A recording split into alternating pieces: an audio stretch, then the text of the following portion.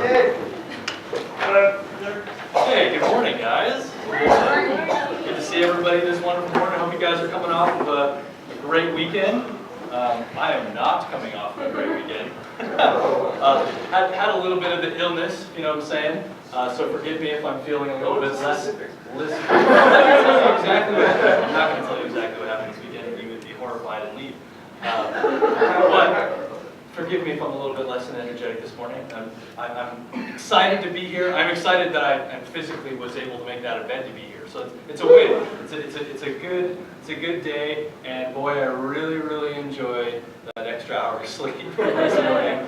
It was fantastic. There was a moment where my alarm went off. I have a manual alarm clock, and so my manual alarm clock went off, and I was like, no.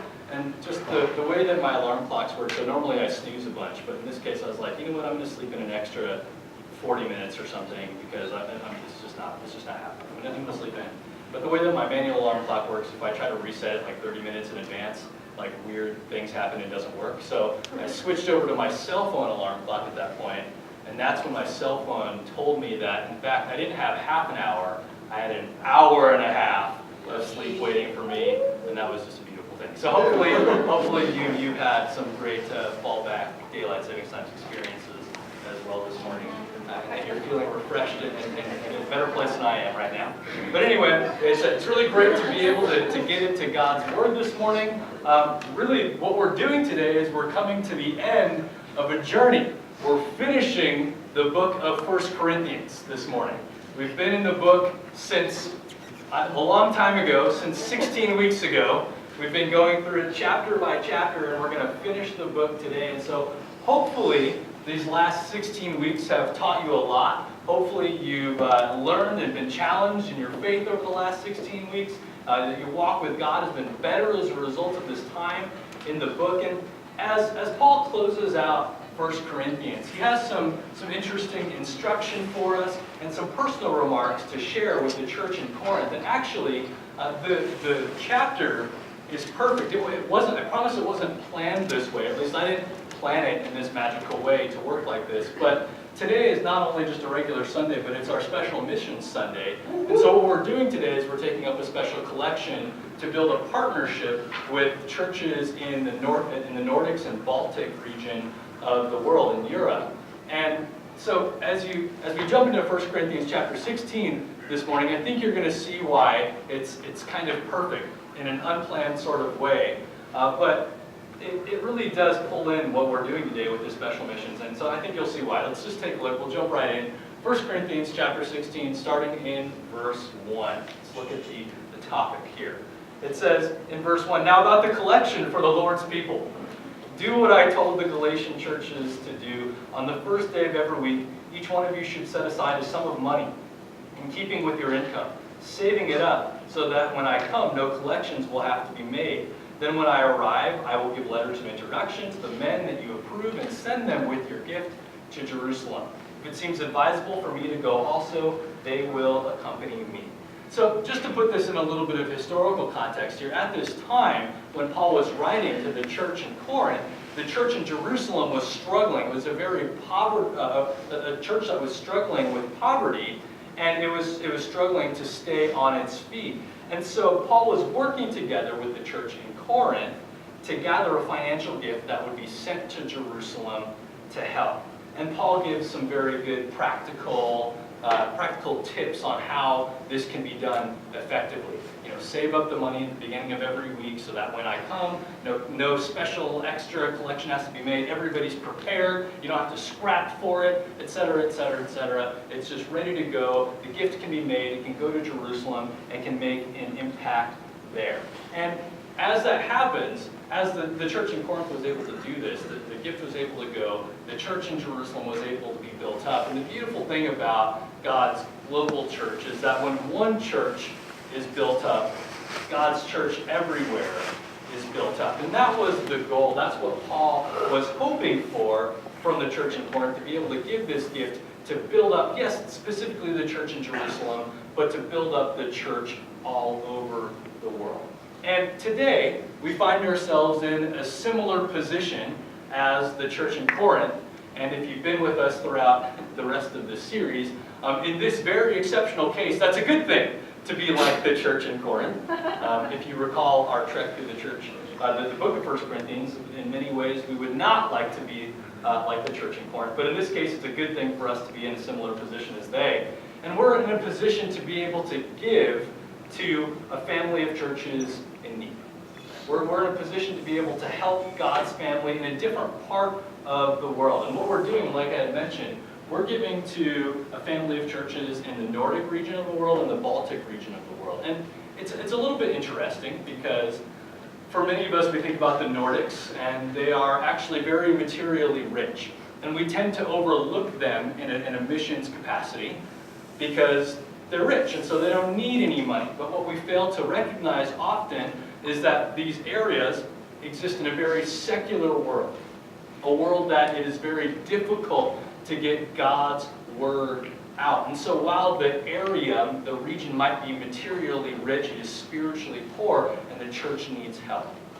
And so we're here to help. And likewise in the Baltics, they have a similar secular type of culture, but in the Baltics there is less material wealth. And so we're even able to give on another level in that regard to be able to help this area of the world that is spiritually poor, but also materially poor as well. And so those churches and those Christians need help. And so we have an opportunity to be able to help them today. And in fact, we're teaming up with several other churches across the U.S. to help support these churches in the Nordics and Baltics. We're teaming up with a church in Tacoma, Washington, a church in Spokane, Washington. I'm telling you, I'm not quite all there yet. So Spokane, Washington, and then we're also helping out with the church that's in Milwaukee that is doing this as well. And so we think about financial giving and financial collection like this, and it's uncomfortable for many of us, and I understand that. But financial giving and just this idea of taking up a collection for other churches is not just about the financial giving. It's not just about taking your money and throwing it to some far-flung place in another part of the world. No, it's about building family. See, as Paul went around the known world when he was preaching, and when he was planting churches, he wasn't just planting a bunch of churches that had no connection to one another. No, he was there building family. He was there to make connections between Christians all over the known world. He wanted them to have family and to have family with one another.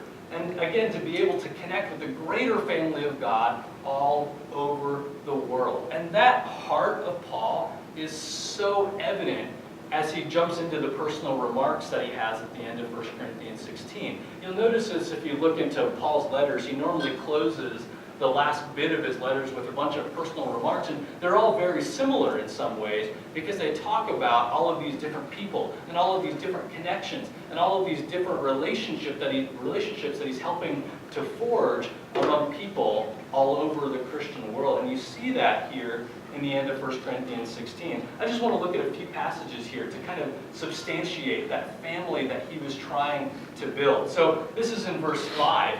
It says, "After I go through Macedonia, I will come to you, for I will be going through Macedonia. Perhaps I will stay with you for a while, or even spend the winter so that you can help me on my journey wherever I go. For I do not want to see you now and make only a passing visit. I hope to spend some time with you, if the Lord permits." You see again this connection that Paul wants to make with the church. He wants to be there with them, not just be hi, bye, but I want to be here with you.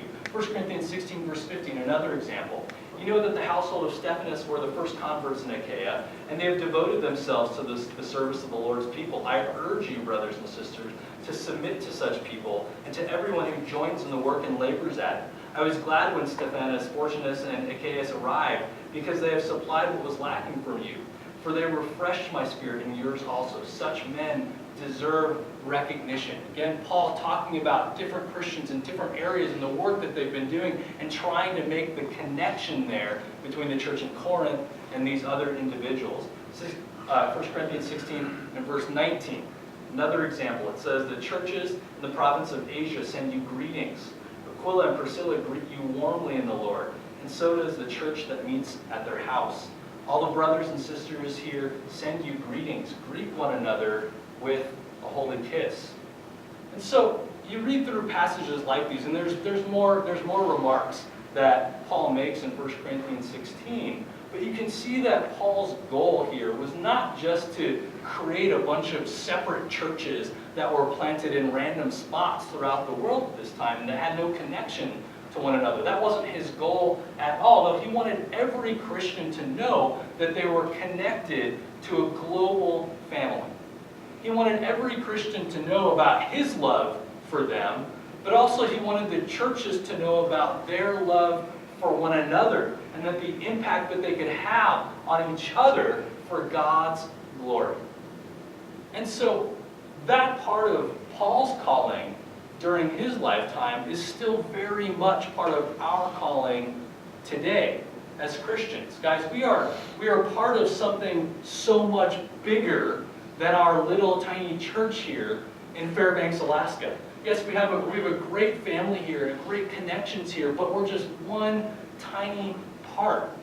And we have the ability, as a small church here in Fairbanks, Alaska, to make an impact and a connection and build relationships with churches all over the world. To be able to help them, to be able to support them, and to be able to see in a very tangible way the real connection that we can have with Christians all over the globe. And I don't know about you, but for me that's exciting.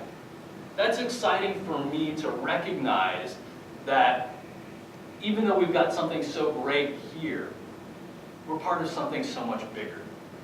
We're part of something that has so much of a greater impact, that literally has the ability to change the course of history, that has changed the course of history, and still can continue to help people in real, tangible, meaningful ways. And that impact can even start from right here. Yeah. We're part of something so awesome. And it's not as though any of us haven't benefited from these types of things, this type of vision of building family. Because honestly, this church, the Great Land Christian Church, Fairbanks, was not possible without that vision. Was not possible without collections like these to be able to plant the church here in Fairbanks. And so if you're here today, you have benefited from special collections. You have benefited from the hearts of other Christians who have wanted to build family all over the world. And so much has been given to us, and I'm so grateful for the opportunity to be able to give back. So grateful for the opportunity to be able to give to another group of Christians that's in need, to be able to get God's word out in a place where it's very difficult to get God's word out, to be able to spread Christianity, to be able to change lives for God's glory. Now, we do this special missions collections like this just a couple of times a year. And last year, I just wanted to give you an update about how our special missions funds were used. So last year we collected funds to support a program called Airlift. And that Airlift program created an internship program in the Northwest U.S. that sent interns over to Berlin, Germany, to another country that is materially rich, but spiritually very difficult to get God's word out, a very secular nation. And so this internship program actually just got kicked off just last month, which is really exciting. They spent a lot of time training and preparing and getting everything ready. And with the help of the Alaska churches, Airlift was able to send 3 interns, 2 church leaders to Germany. Actually, not earlier this month, because it's now the very beginning of November, but in the beginning of October. And so they spent a few weeks training in Seattle, and then they headed over to Berlin. And this is an update from Eleanor, who's one of the interns, who, by the way, was on one of the Alaskan Hope Youth Corps a few years ago, so I know her. So this is just a quote from her. It says, "This trip has been such an incredible experience. The Berlin Church has welcomed us with loving, open arms and has made us feel extremely loved and cared for. Throughout the past 3 weeks, we've spent the majority of our time sharing our faith on the different college campuses in Berlin, and we currently have a handful of Bible studies in action. Not only are we in Bible studies, but we are also working to encourage the church and campus ministry in any ways that we can. The church leaders have supported us and have made us feel unified in our mission here in Berlin. Since the week we arrived, we have gathered several times to pray together on our knees for the seeds we are planting. God has brought us the most amazing people with open hearts who want to dive into the Word. It has been such an honor to see the efforts of these Germans as they wrestle with the Bible and try their best to understand the message of the gospel. We truly feel that God is using us to plant seeds throughout the universities, and we pray that those seeds will grow. Thank you so much for your prayers and support. So, as you can see, this is something that we did a year ago, but as you can see, we do make an impact for God when we give in this way. God's Word is spreading in a way that wasn't going to happen, but because we gave, now God's Word is getting out. And so our prayer is that this new partnership that we're building with the Nordics and Baltics is going to demonstrate that even more clearly. So what we're going to do is we're going to close here in a moment. And we're going to pass the baskets for our special missions contribution. In this particular case, all of the money that we collect today is going to go to that partnership with the special mission. So if you would like to do your regular weekly contribution, you can save it and bring it next week or something like that, because everything that we're collecting is going to go right to the Nordic-Baltic connection that we're building. So what I want to do is I want to close with one last passage here that I think really sums up, yes, this particular piece of special collections and love and etc., but just the bigger picture of 1 Corinthians and really what the bigger message is that I think Paul was trying to get out. It's in 1 Corinthians 16, verse 13 and 14, that I think just kind of sums up this entire book for us. And it says, verse 13, "Be on your guard, stand firm in the faith, be courageous, be strong, do everything in love." And that's the encouragement from 1 Corinthians. Be on your guard, stand firm in the faith, be courageous, be strong, and do everything in love. So with that, let's pray. Lord God, thank you so much for just giving us this time. Thank you for the fact that we're able to get into your Word, and thank you so much that your Word gives us examples of what it looks like to build family, not just here in this room, and that's important, but God, we're also so excited to be able to build family all over the world, to see and to make the connections to Christians all over the globe, God, for your glory. It's so cool that even though we're a small group here in Fairbanks, Alaska, we're able to have an impact on others as well. And we're able to see God's Word get out, and that the fact that we can give has an impact on evangelism and making your Word spread in other areas. And Lord, I just pray that you really bless this contribution, you bless this time, you bless our ability to be able to make a difference. I pray you work through this, God. I pray that it does more than just sending money, but that it truly builds family, that we're able as a result of this time to build a relationship with these Christians, to build connections with them, to hear about the good news that comes from what we do today. And likewise, we get to share and encourage them with what's been going on here in Fairbanks, Anchorage, and Alaska. It's so awesome to be part of something so big, so much bigger than ourselves. And so God, I'm just so grateful for that opportunity. I'm so grateful for your love, which just is so big and so strong and so powerful, and something that connects us all over the world. God, we love you so much. We pray once more that you bless this time. We pray all these things in your Son's name, Jesus.